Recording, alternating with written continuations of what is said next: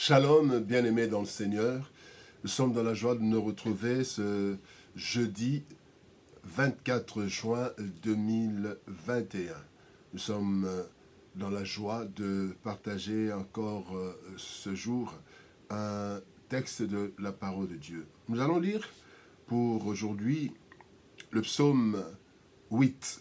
Nous lirons du 4e au 5e verset. Psaume 8, versets 4 et 5. Voici ce que déclarent les Écritures. Quand je contemple les cieux, ouvrage de tes mains, la lune et les étoiles que tu as créées, qu'est-ce que l'homme pour que tu te souviennes de lui, et le Fils de l'homme pour que tu prennes garde à lui? Qu'est-ce que l'homme? Tel est le thème de notre méditation de ce jeudi 24 juin 2021. Qu'est-ce que l'homme?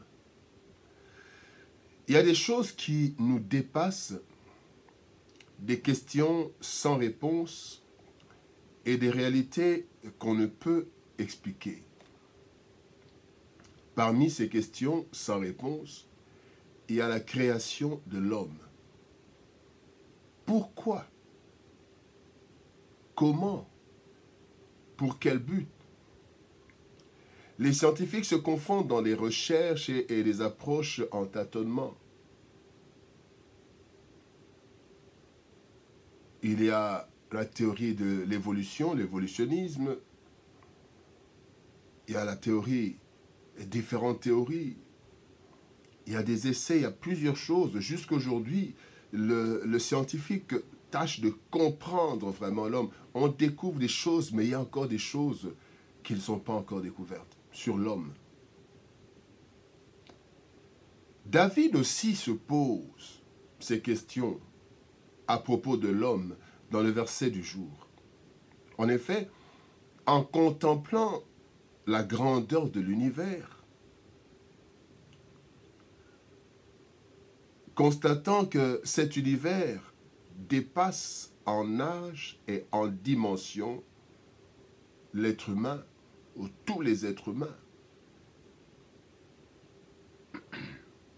David se demande comment et pourquoi l'homme en est maître. Quand vous allez plus loin, 6 et vous descendez, et se demande comment Dieu a pu donner, pourquoi Dieu a donné la domination sur le monde à l'homme. Qu'est-ce que donc l'homme? Nous allons méditer sur cela. C'est vrai, il y a beaucoup à dire, mais, et beaucoup encore à chercher. Mais nous allons voir 4 aspects, 4 éléments qui nous parlent de l'homme et pourquoi Dieu en prend-il soin et il s'en souvient.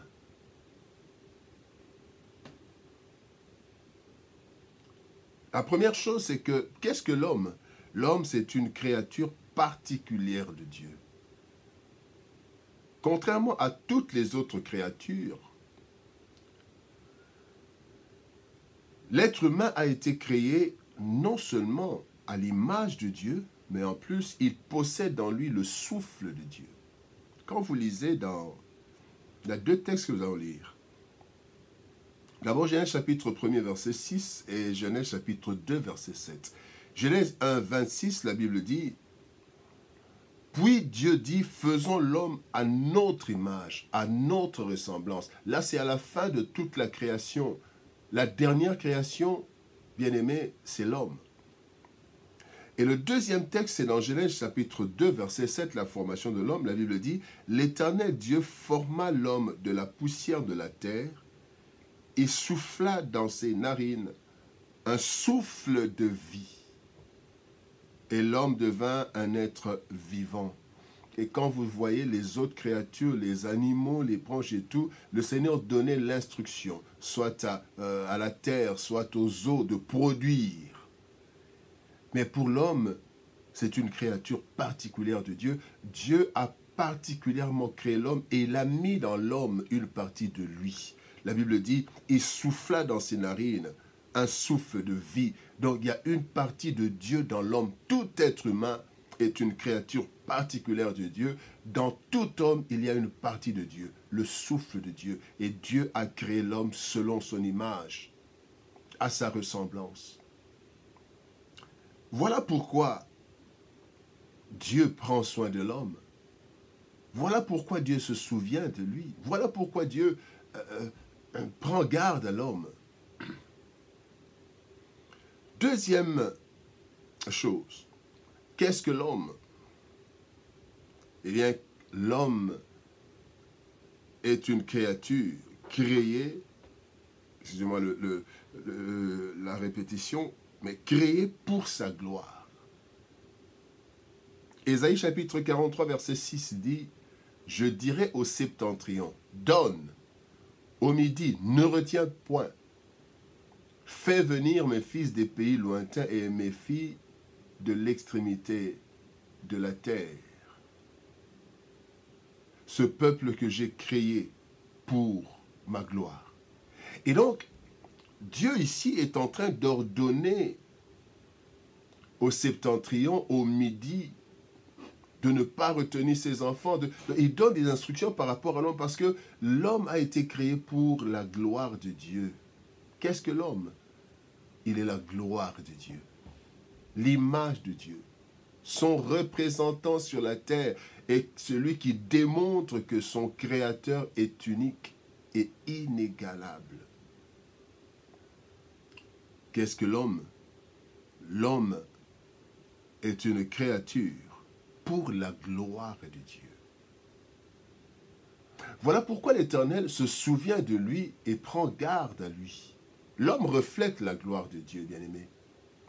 Lorsque nous voyons et considérons tout ce que l'homme arrive à faire, cela nous laisse imaginer combien glorieux est son Créateur. L'homme construit dans l'eau, l'homme construit nous allons à la lune, nous faisons des choses extraordinaires. Le téléphone et tout ça. Mais voyez toutes les autres créatures, les animaux. Quelles sont les inventions des animaux? Les animaux qui ont des tanières, jusqu'aujourd'hui, ils ont des tanières. Les chiens n'ont rien à faire, n'ont rien pu faire, même pas leur niche. Juste chercher un endroit, les chats. Et tous les animaux, les lions, n'ont pas de maison et n'évoluent pas. Mais l'homme bien-aimé a été créé pour la gloire de Dieu. Et ce que l'homme fait, et c'est dommage, ce que l'homme fait démontre la gloire de Dieu, la puissance de Dieu. Et c'est dommage que d'autres hommes prennent d'autres hommes pour des animaux. Le racisme, l'esclavage, les tueries, les viols et tout ça. Bien-aimé, ce n'est pas normal. L'homme est l'image de Dieu, le représentant de Dieu. Dans chaque homme, il y a l'image de Dieu. Nous avons été créés pour la gloire de Dieu. Voilà pourquoi l'homme, Dieu, se souvient de l'homme et prend garde à lui. Qu'est-ce que l'homme pour que Dieu se souvienne de lui et prenne garde à lui? Eh bien, l'homme, c'est le chargé de la gestion de la création. Deux textes. Genèse chapitre 1er, verset 26 nous dit, nous avons lu une partie dans le premier point, mais nous continuons, il dit, faisons l'homme à notre image, selon notre ressemblance, voilà, il dit, et qu'il domine sur les poissons de la mer, sur les oiseaux du ciel, sur le bétail, sur toute la terre et sur tous les reptiles qui rampent sur la terre. Au chapitre 2, verset 15, il est dit, « L'Éternel, le Dieu, prit l'homme et le plaça dans le jardin d'Éden pour le cultiver et pour le garder. » Qu'est-ce que l'homme? L'homme, c'est la seule créature placée au-dessus de toute la création afin de la gérer pour Dieu. Depuis la création, bien-aimé, l'homme cultive et garde le jardin. C'est vrai que l'homme a eu beaucoup de débordements et ce qui cause des problèmes aujourd'hui. Mais en fait, c'est l'homme qui gère le monde. C'est l'homme qui gère la terre. C'est l'homme qui gère tout. Qui gère les animaux, on les met dans un parc. Qui gère tout. Il est vrai, comme je l'ai dit, qu'il y a des débordements. Mais Dieu, l'homme cultive et garde le jardin de Dieu.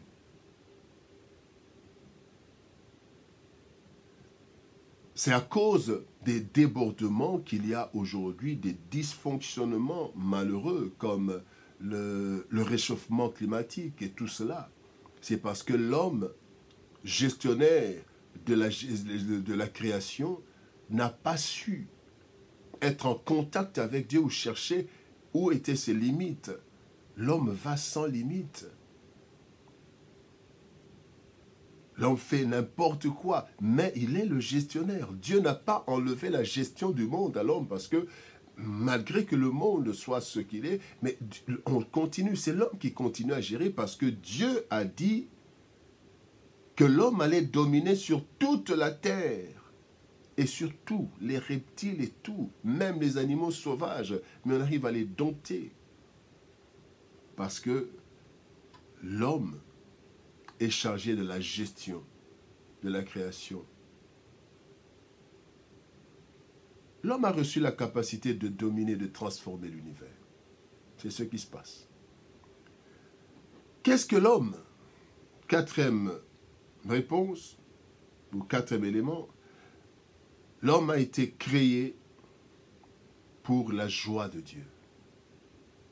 Voilà pourquoi Dieu en prend garde et Dieu se souvient de lui.